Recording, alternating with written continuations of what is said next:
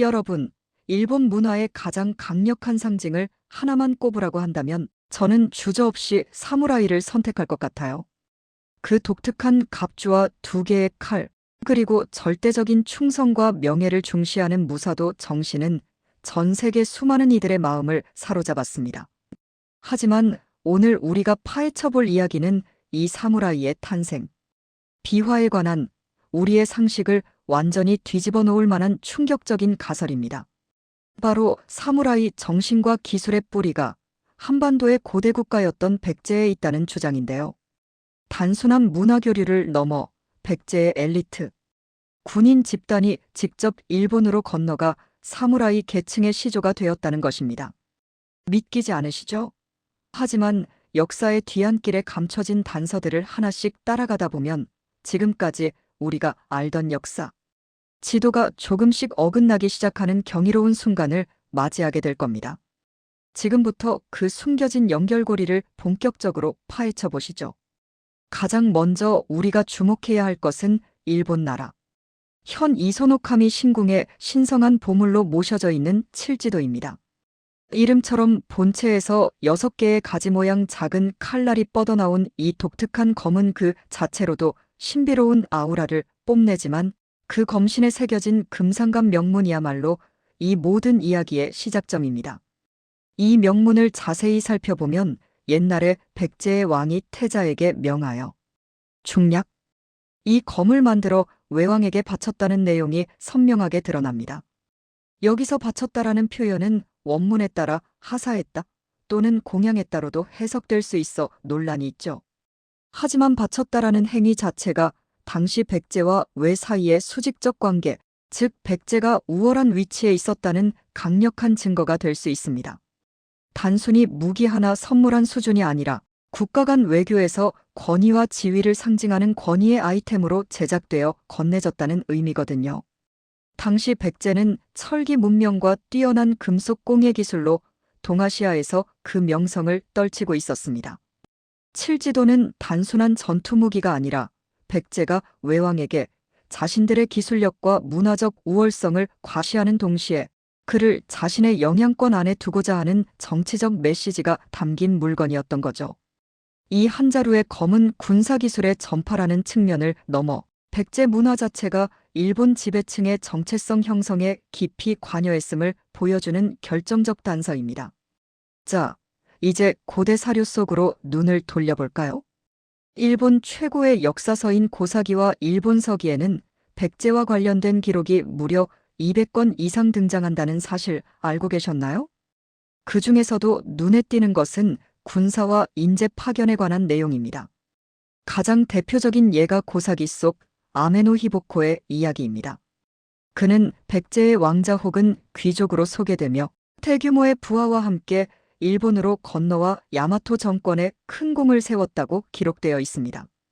이는 단순한 전설이 아니라 백제 계통의 무장 집단이 일본 열도의 토착 세력과 결합하며 정치적 영향력을 행사했음을 암시하는 신화적 증거로 해석됩니다. 또 다른 키워드는 와케 혹은 하야토입니다. 이들은 일본 고대의 왕실을 호위하던 직업군인 집단이었는데 많은 학자들이 그 기원을 한반도에서 건너온 이주 집단, 특히 백제와 가야 계통의 무인들에게서 찾고 있습니다. 그들은 최첨단 전술과 철제 무기, 그리고 말을 이용한 기마 전술을 가지고 왔고 이는 당시 일본 내 전쟁의 양상을 완전히 바꿔놓았습니다. 백제에서 건너온 이 전문 군인들은 야마토 정권의 군사력 핵심으로 자리 잡으며 훗날 사무라이 계층의 직접적인 모태가 되었을 가능성이 매우 높습니다. 결국 사무라이의 기원은 문화가 아니라 군사 조직의 이주에서 비롯되었다는 주장이 힘을 받는 이유입니다. 역사의 진실은 책 속에만 있는 게 아닙니다. 땅속에서 캐내는 유물들은 때로는 기록보다 더 확실하고 웅변적인 증거가 되어줍니다. 일본 열도, 특히 규슈와 긴키 지방의 4세기에서 6세기 사이 고분군들을 발굴할 때마다 쏟아져 나오는 유물들이 바로 그 증거입니다. 무덤의 구조를 보세요. 백제의 돌무지던 널무덤 적석 총과 놀라울 정도로 유사한 고분들이 일본에서 발견되고 있습니다. 단순히 흙을 덮은 것이 아니라 돌을 특정 방식으로 쌓아 무덤을 만드는 기술 자체가 백제에서 전래된 것이죠. 함께 묻힌 유물들은 더욱 명확합니다. 백제에서만 발견되는 독특한 형태의 마구, 말에 달던 제갈과 등자, 그리고 갑옷과 투구. 특히 횡절판갑이라는 갑옷은 그 제작 기법과 형태가 백제와 일본에서 거의 쌍둥이처럼 일치합니다. 이건 단순한 교류나 모방을 넘어서 동일한 기술을 가진 장인 집단 혹은 동일한 군사 문화권이 존재했음을 의미합니다. 백제에서 건너간 무인 집단이 자신들의 장비와 장래, 문화 그대로 일본 땅에 뿌리를 내렸다는 것을 보여주는 물증인 셈이죠. 고고학은 말합니다. 여기 백제에서 온 전사들이 살다 갔습니다. 라고요. 그렇다면 이런 명백한 증거들이 있는데도 왜 이 이야기는 주류 역사가들의 외면을 받아왔을까요? 그 답은 근대에 있습니다.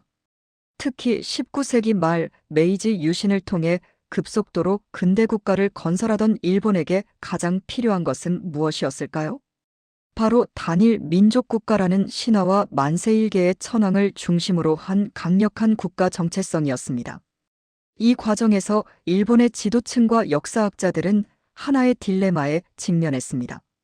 자신들의 문화적 뿌리 상당 부분이 대륙, 특히 한반도를 통해 유입되었다는 불편한 진실과 마주친 거죠. 사무라이의 기원이 백제라는 주장은 일본 민족의 순수성과 독자성을 강조하려는 그들의 국가 이데올로기에 정면으로 배치되는 위험한 발상이었습니다. 그래서 그들은 선택했습니다. 역사 쓰기 프로젝트를 통해 체계적으로 과거를 정리하는 길을요. 일본 서기 자체가 백제와의 관계를 의도적으로 모호하게 기술하거나 백제의 종주국적 위치를 낮추어 서술한 부분들이 많다는 지적은 여기서 비롯됩니다. 근대에 이르러서는 학교 교육과 공식 역사 서술에서 백제에서 건너온 무사라는 개념을 완전히 지워버리고 사무라이를 순수하게 일본 토착에서 성장한 독자적인 존재로 재창조해낸 것입니다. 결국 사무라이 기원 논란은 단순한 학술적 논쟁이 아니라 국가 건설 과정에서 역사가 어떻게 정치적 도구로 사용될 수 있는지를 보여주는 살아있는 교과서인 셈입니다. 여러분, 오늘 우리는 사무라이의 얼굴 뒤에 숨겨진 또 다른 얼굴, 백제전사의 흔적을 따라 한반도에서 일본 열도까지 여정을 떠나보았습니다. 칠지도의 명문에서 고사기의 기록에서 그리고 땅속에서 캐낸 유물에서 우리는 그 연결고리를 확인할 수 있었습니다. 이 이야기의 진정한 반전은 사무라이의 기원이 백제다라는 사실. 그 자체보다 그렇게 분명한 증거들이 왜 이렇게 오랫동안 우리의 주목에서 벗어나 있었는가에 있습니다. 역사는 승자에 의해 쓰이지만 결코 완전히 감출 수는 없는 법이죠. 진실은 항상 책의 행간에, 금속의 녹슨 자국에, 돌무더기의 배열 속에 살아 숨쉬고 있습니다. 이 영상이 여러분께 단순한 지식 이상의 것을 전달했으면 합니다. 우리가 마주한 모든 역사적 사실이 과연 누구의 시선으로 어떤 목적을 가지고 쓰여진 것은 아닌지 한 번쯤 의문을 가져보는 계기가 되었으면 해요. 그 의문이야말로 우리가 진정한 역사의 모습에 한 걸음 더 다가가는 길이니까요. 오늘도 함께 해주셔서 진심으로 감사합니다.